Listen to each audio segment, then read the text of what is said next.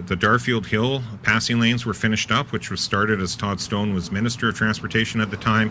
But after that project, all we have seen is repair and maintenance jobs, which I think everyone would expect to normally happen as a course of business by any government to repair and maintain. What we have not seen is a continual advancement of safety projects along the Highway 5 corridor between Kamloops and the Alberta border. And that's a critical corridor, as we're seeing with the volumes increase now, with the construction of the pipeline traffic and other goods and services that go back and forth on that corridor. It gets busier and busier every year. Under the BC Liberal government, we were proud to see that there was a safety improvement project pretty much happening every single year, and it was mapped out and planned out. As I say, those were stalled, and the corridor was told to me by the minister that it was going to be studied. That corridor has been studied at length by the same engineers over and over and over again. So it was time to get moving with projects, and that's why today I'm proud to announce that we have a firm commitment to make sure that we have a 3-year plan to increase passing lanes in the corridor between Blue River and Kamloops every year. We will be adding 1 passing lane a year for the 3 years. This is not a 10-year plan. This is not a plan that is way off into the future that may or may not happen. This is a firm commitment to make sure that safety improvements every year continue to happen along that corridor at a pace that doesn't also grind down the traveling route where you're hitting a construction zone every few kilometers. So we will work back with the ministry to make sure that we target the highest and priority areas one at a time and get each of the most critical areas done each year. In addition, in July, there was a washout of the Clearwater River Road. And why that is important is the Clearwater River Road is one of 2 roads within Wellsgrey Park, but it's the main road that all the whitewater rafting companies use to be able to get their clients to the areas that the rafters would like to go, the reason people seek out that area. Rafting in the Clearwater area is one of the biggest tourist draws in Clearwater. It's a huge economic benefit to the region, and obviously with COVID and a lack of international travelers coming, the whitewater rafting is even more crucial to the tourism. That's why it was disappointing when it first washed out to hear that the government was going to fast track and move along with permitting, and things have stalled. We have 2 local contracting companies that had stepped up immediately and offered to pay for the reconstruction and the repair of that road. All they needed was sign off by the government. That has been dragging along, frankly, and needs to be approved. But more importantly, as time has moved on, we've realized that the fix is very much going to be a little more expensive than people may have thought. And it's not right, and it's not fair to expect 2 local contractors to be able to pick up the bill to repair a road that is a provincial responsibility. And so that's why I've been able to secure a commitment again by our leader, Andrew Wilkinson, recognizing the importance of tourism overall, but recognizing the importance of that Clearwater River Road to the overall tourism opportunities in Clearwater. So there is $1 million commitment. Just let that truck go by. There's $1 million commitment to make sure that Clearwater River Road is rebuilt, repaired, and usable, and the intention is to make sure that is happening in an expedited fashion so that this upcoming rafting season can be maximized for the benefit of the tourist operations in the Clearwater area as they continue to deal with the effects of COVID. So with that, I will turn things over to my good friend and colleague, Todd Stone.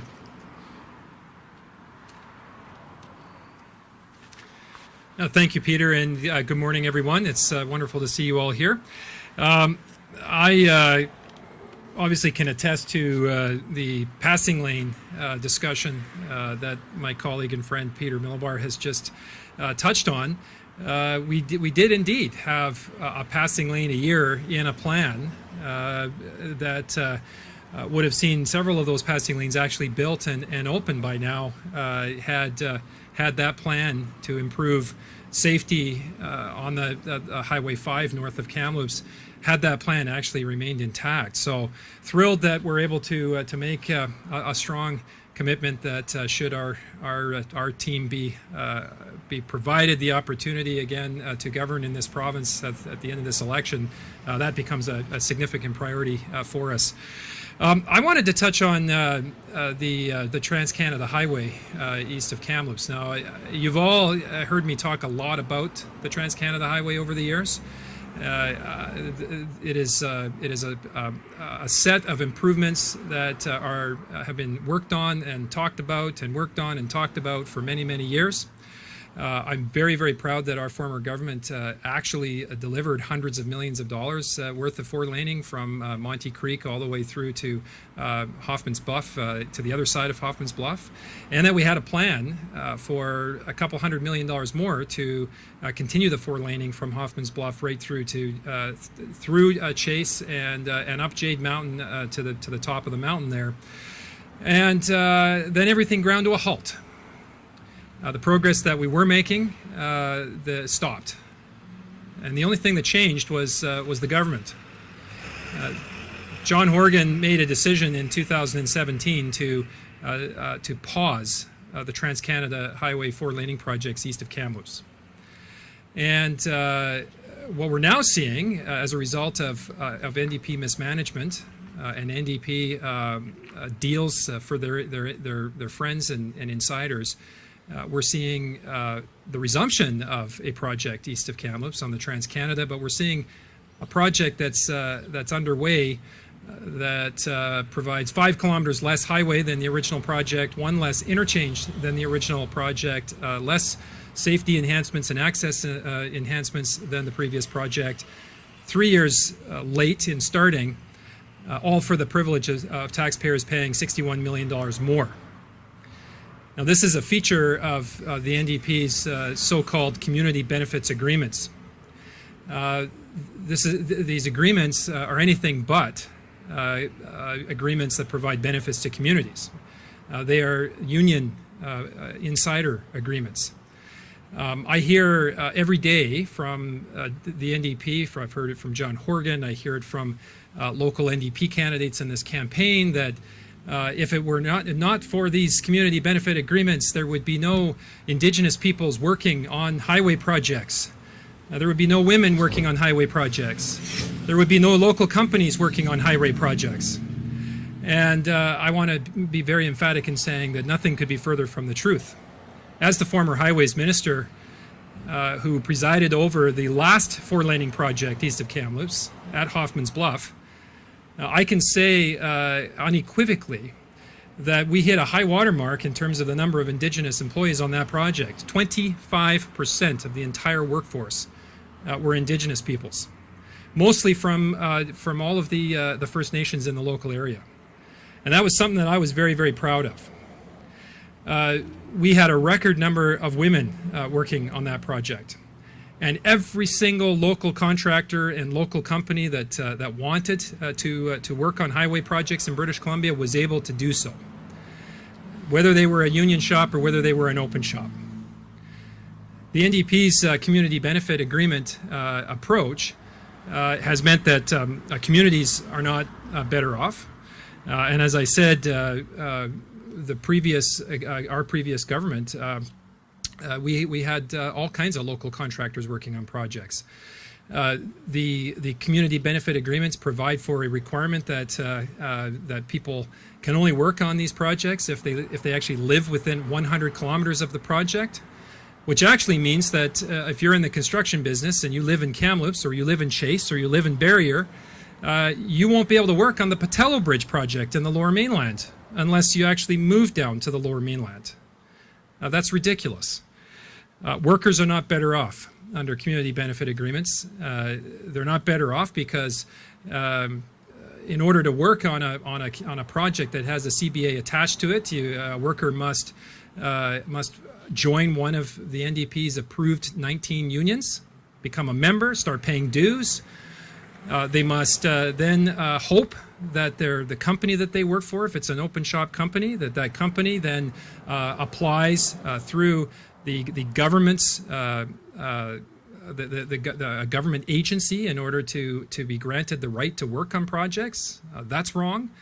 And that worker has to leave his or her benefits, his or her compensation package, his or her seniority with the former company that they worked for, and start from scratch under the CBA agreements if they're given if they're entitled enough to actually be granted a job by the government hiring hall, the government agency that oversees this entire process.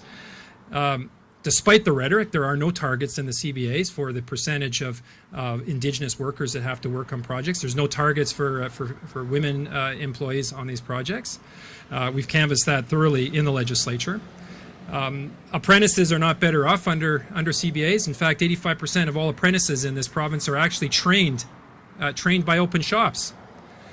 So every time you hear a New Democrat talk about how apprentices are better off, they get their training predominantly from open shops. And by the way, apprentices end up often having to work for less than minimum wage on a CBA project. And last but certainly not least, taxpayers are not better off under these CBAs. And I'll just rattle off the projects that I was proud to announce when I was the Highways Minister. The Hoffman's Bluff to Jade Mountain project increased in cost under the NDP because of 3 years of delays and because of their CBA requirements, their union-only requirements. The cost of that project increased by 30%. The Salmon Arm West project, because of the 3-year delays and union-only requirements, that project has increased by 13% in total cost.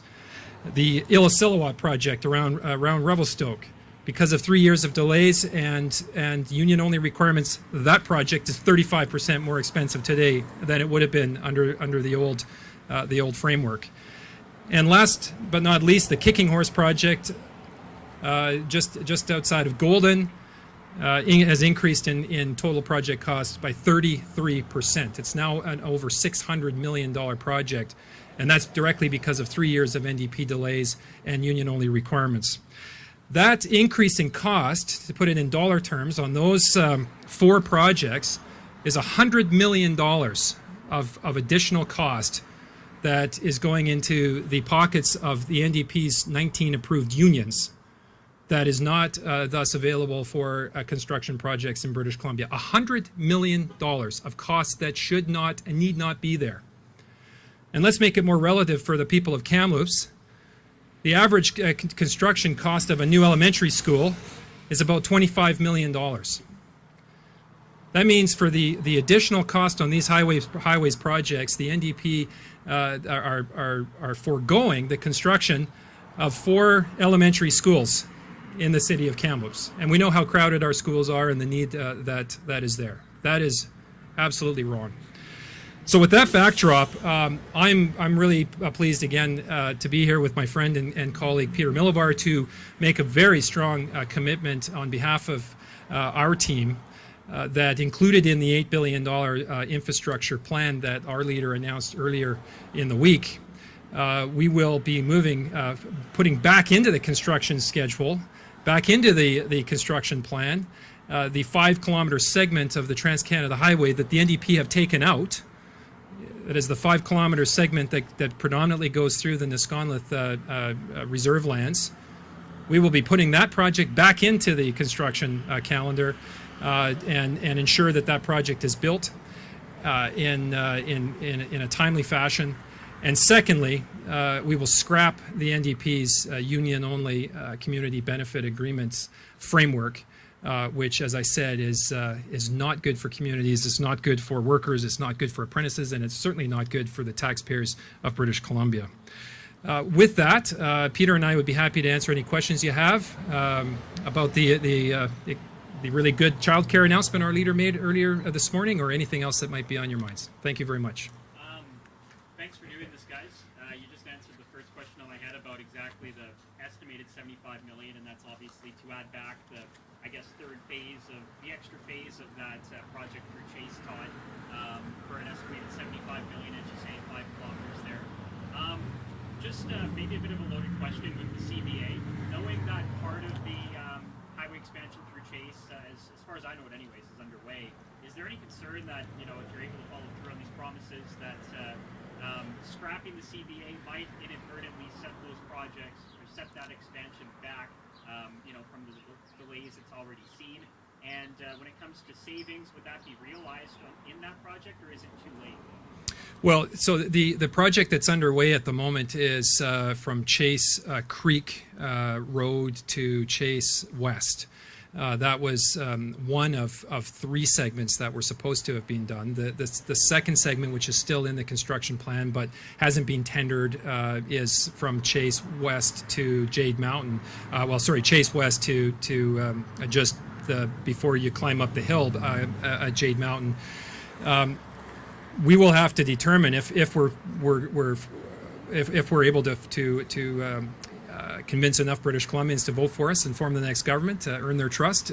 We will have to then immediately take a look at whether the project that's under construction, that has been tendered, whether or not that project is too far and gone in terms of making any changes to it. Certainly the project that hasn't been tendered up to Jade Mountain there, phase 2, that project is definitely wouldn't be too late to say, hey, we're not going to do this with a CBA.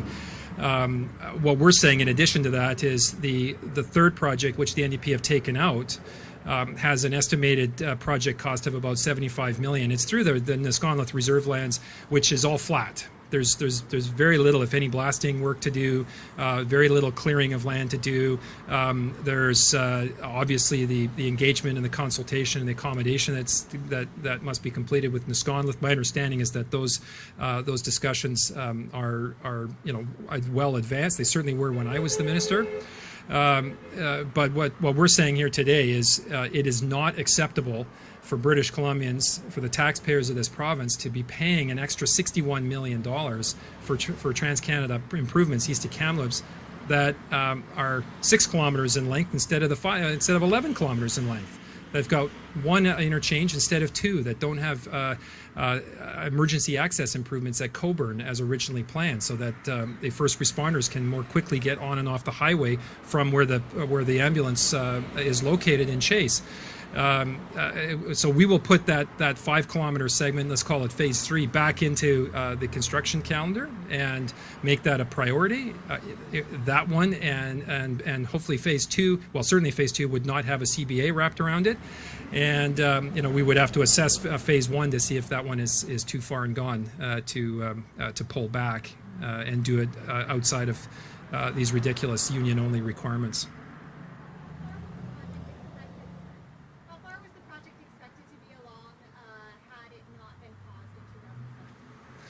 Well, the tender for the first phase, which is the project that's now underway, that tender was ready to go in May of 2017.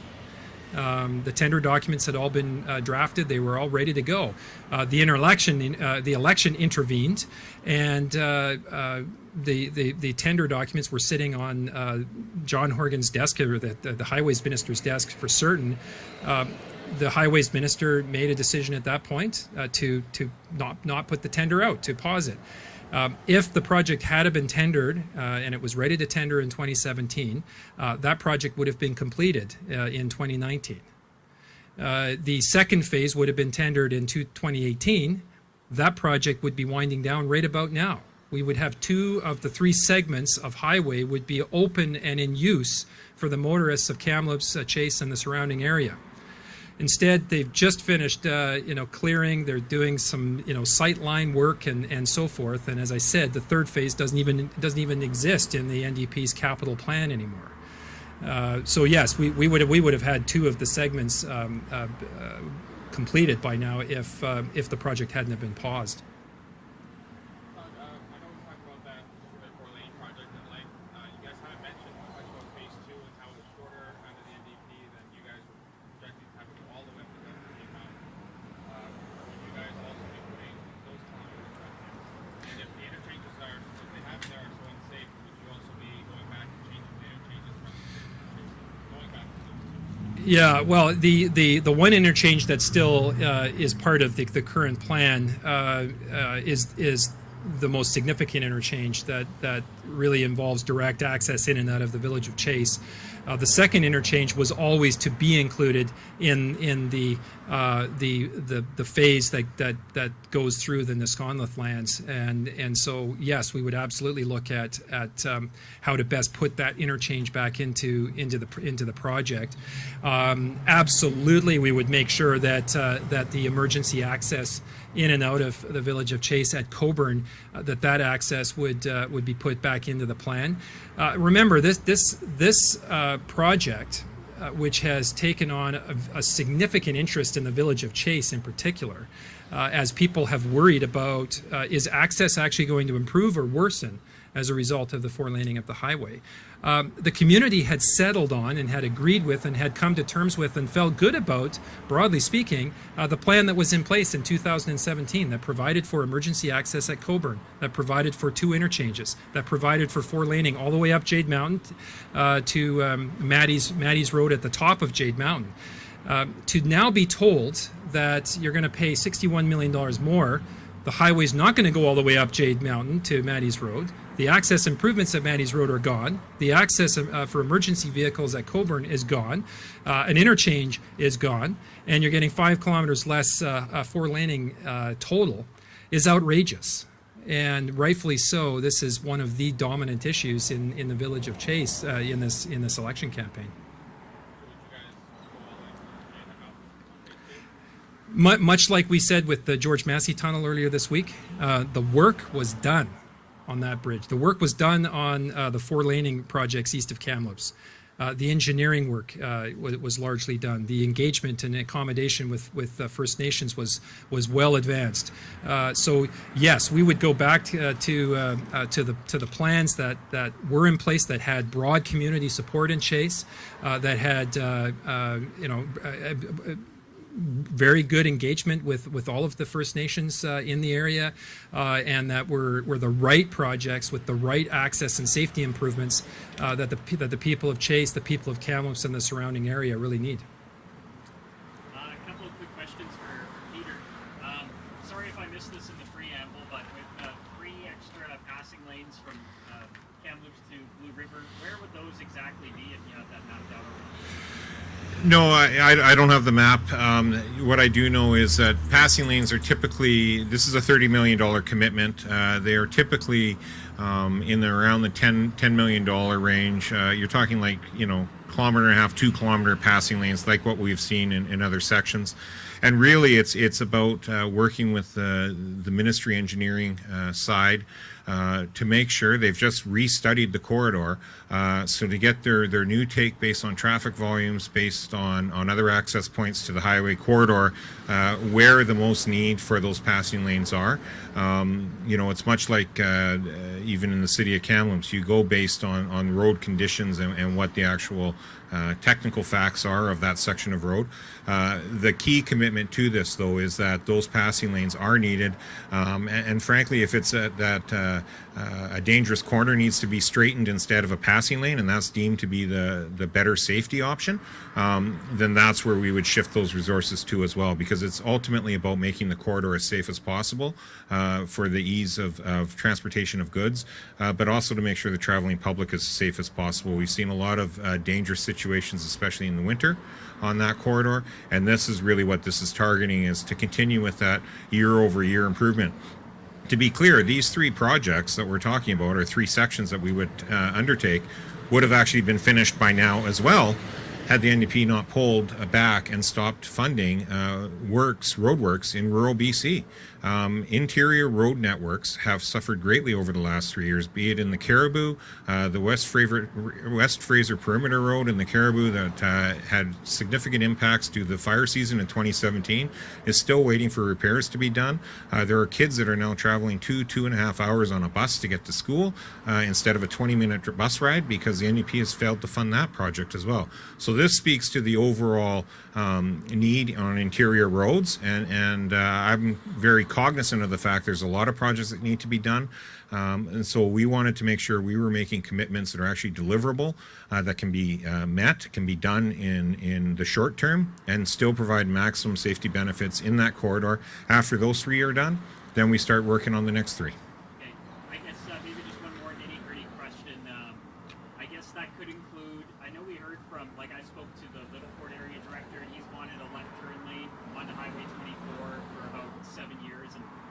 spoke to him last year at some point on this, he said the drawings are there, but there's no money committed. So there's a chance we could see some of that 30 million committed for, say, a passing lane or a left turn lane in Little Fort, just as an example. Yeah, I guess, you always frame up these press events to make sure there's a bit of a headline for you guys in the media. But the broader concept is that there's that $30 million worth of improvements in that corridor. There was discussions underway in Clearwater around the Wells Grey Inn intersection, trying to get that intersection properly aligned, properly functioning in terms of safety. Talks around doing another traffic circle on that intersection as well. Those plans suddenly disappeared from the government as well, and it's gone from in the works to disappearing out of the capital list and being told, well, now you're going to have to try to figure out how to fund this. So those are the types of projects that I'm talking about in this corridor with this broader announcement. Obviously, the easier concept to convey out to the public is around 3 segments of passing lane in any given one a year, but the broader concept is around making sure that we have significant enough dollars that we can make impactful safety changes through that corridor.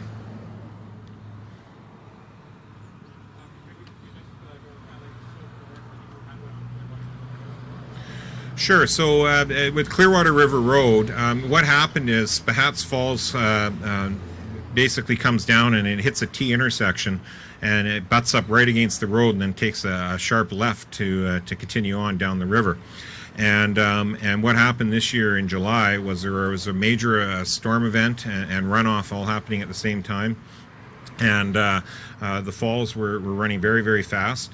It slammed into that road as it was trying to make the turn, and it washed out a good chunk of it, making it impassable. So that created the situation where the rafting companies could not get their longer excursion type packages up to that section of the river that they need to access to make it a viable operation for what people are actually seeking out within their operations. So I know, on the grand scheme of things, as Todd's talking about $100 million, and we're talking about $30 million or $1 billion, $1.1 billion of our childcare commitment today, $1 million seems really small. The reality is, to the tourism industry in Clearwater, that $1 million is critical. And it's important not just for the dollars to be spent, but it's important to make sure that there's a willingness and a moving forward quickly on the permitting side and the design side within government and BC Parks to make sure this project happens and gets in place so that that road is passable again for the rafting companies by the next tourism season. And so that's that's the interesting thing about government. It's not always about $1 billion. There's times where you could go to a community organization and figure out a way to get them a $20,000 grant, and that is every bit as significant as that to them as providing a SkyTrain line down in the Lower Mainland. So this was really about us, Todd and myself, coming up with local projects that really are critical to what is needed in our ridings. Dollar figure aside, it's about making sure that we can get these projects moving forward and funded, because to this point, none of the projects we brought forward, be it Car 40, be it Foundry, be it the cancer care, be it these highway projects and road repairs, have been funded by the NDP.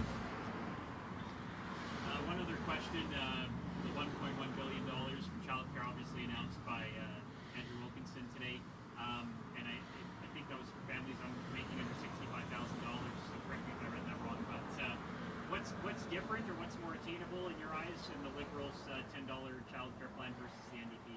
I don't know if that's Well, first off, the $10 childcare plan, by John Horgan's own word, was nothing more than a marketing slogan in the last election. They've not delivered it. They've walked totally away from it. They've delivered less than 2% of the spaces are $10 a day. Our plan is very real, it's very tangible, and it's one that will actually be delivered.